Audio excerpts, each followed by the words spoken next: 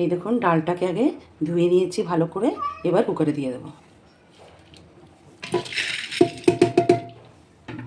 এবার লাউগুলো দিয়ে দিলাম, লবণ দিয়ে দিলাম আর হলুদ দিয়ে দিলাম। এবার দুটো সিটি দিয়ে দেখে ডাল বসিয়ে, ডালটা করার জন্য আগে কড়াইতে তেল গরম করে নিলাম।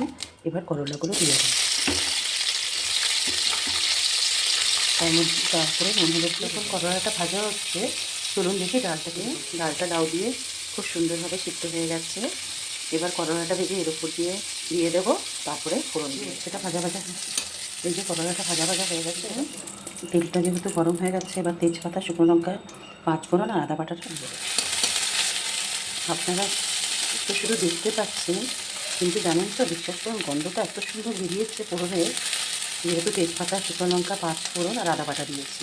তিতর ডালের গন্ধটা দারুণ বেরোচ্ছে, তাহলে খেতে কিরম দারুণ হবে। এরকম তিতর ডাল পছন্দ করুন, কারা ডাল পছন্দ করেন কমেন্ট করুন। এবার উপর দিয়ে গরম জল দিয়ে দিচ্ছি, যেহেতু একটু গাঢ় হয়ে গেছিলো সেহেতু গরম জল দিয়ে দিচ্ছি। আগে স্লাইড একটু চিনি দিয়ে নামিয়ে দেবো। দেখুন লাউ দিয়ে করলা দিয়ে তিতর ডাল রেডি। আদা বাটা দিয়ে দারুণ হয়েছে, দারুণ।